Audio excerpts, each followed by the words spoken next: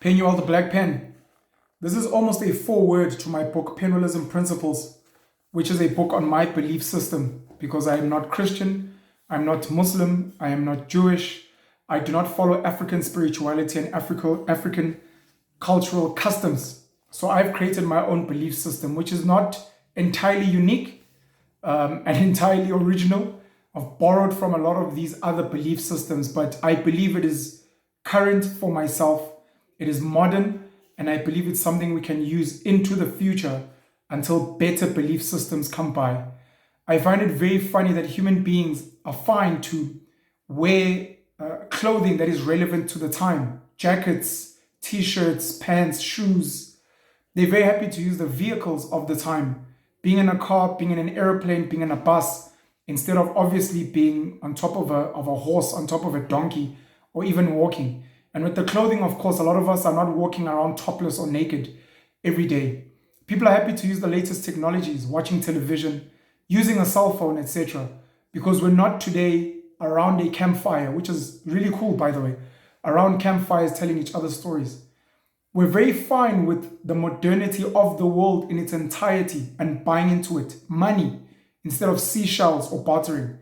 But when it comes to the fundamental belief systems, we still hold on to systems that are thousands of years old, and we refuse fundamentally to change these and allow them to evolve to suit the time, the present times of today. So I believe Penuelism, the belief of my thoughts and my ideas on how to live a good life, I'm hoping that they will grow in time and more people will buy into this idea and call themselves Penuelists and say, well, you are a Christian from Jesus Christ of 2022 years ago. I am a Penuelist of Penuel, who's a current leader in my lifetime. Why Penuelism? This is not an official chapter, but I'm hoping it will shed some light on the thoughts and ideas around Penuelism and why I feel it is important that I begin this project. I grew up in KwaZulu-Natal, baptized Roman Catholic, went to a Christian school, a white school, then proceeded to study at a white university funded by British colonizer Cecil John Rhodes. From there, I went to the University of Johannesburg, funded by the Broederbond and previously known as RAU, Randse Afrikaanse Universiteit. I then worked at the two biggest banks in South Africa before deciding to become a businessman and work for myself. In all my years since birth, I've searched for deep meaning within my life. This intensified during my tertiary years, where I was exposed to literature and documentaries about Bantu Stephen Biko, Che Ernesto Guevara de la Serna, the ANC history, and many other revolutionaries in the world.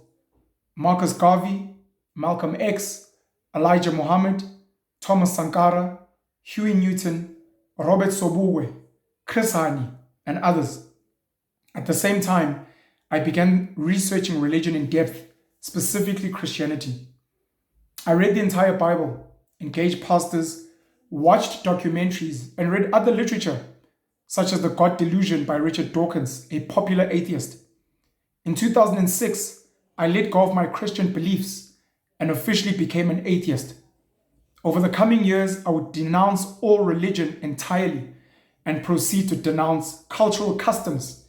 After engaging in depth with my family, custodians of the Mlotshwa family history, and customs, as well as fundis on the Zulu culture. I came to learn that most people have a very poor grasp of their own family history. And besides what is documented in white history books, they don't know anything else about Zulu history. Many did not understand the rituals and customs they practiced. And many young people only truly began confirming culture when they fell pregnant or were about to get married. Many of the items raised being a shock or weirdly irrational. I may write a book about Zulu and Nguni culture as a whole because I am gravely unhappy with where culture is for my people and want to change it. I'll stop here for now regarding that topic. So as time went on, I saw how much hope religion and culture gave people, a sense of belonging to something greater than themselves, a promise of a greater life after death, something to keep people sane in an insane world or life. I, like many supposed woke young kids, went on through an angry phase where I wanted everyone to wake up and stop being religious and stop believing in outdated cultural customs that did nothing but keep black people poor while enriching other nations. I'm glad I've grown out of that phase. Not completely, but to a large extent. I now understand the pain that people have. I understand their ignorance. I understand the need to believe in something bigger. And that's why I decided to create an alternative belief system. Something for people to believe in and hold on to, should they wish to leave conventional religion and culture, but borrowing certain guiding principles from both areas. Because not all is bad. In fact, when you research both, they come from noble beginnings, meant to help people live good, dignified lives within certain paradigms.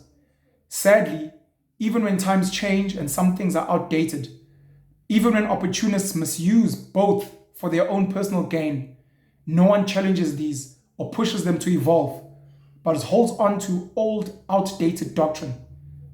And that's what I'm fighting more than anything. I'm trying to create a belief system that is applicable to us today and for the foreseeable future. And should times change, I'm hoping others will challenge my beliefs and improve upon them or change them completely to suit the times then. I'm just not happy with the state of the world today. The poverty of mental substance, the blatant oppression of the masses, and the chaos perpetuated by those expected to be leaders and custodians of core beliefs. It is sickening, to say the least. If things go my way, my hope is to use this book as a guide to begin building a Penuel kingdom with people who follow this doctrine and begin converting many others to join us in a new world. I am hoping to set up self-sustaining communities that aren't slaves to foreign lands or slaves to small minorities who live lavishly while the rest suffer in extreme poverty and sickness. I am hoping to take over the English language in Africa and add words to it, and remove some and edit others, in order to create a new language, Penuel English, Pinglish, focused on phonetic spelling. I'm hoping to give people new surnames to identify themselves and let go of their old surnames. Just as colored and Xhosa people took Afrikaans surnames, or even got Afrikaans surnames named after months of the calendar or parts of nature. Just as African Americans who convert to Islam give themselves African names, I want my people to take new surnames and chart a new path for our people. The focus will initially be the Nguni people of Southern Africa, all 28 million of them.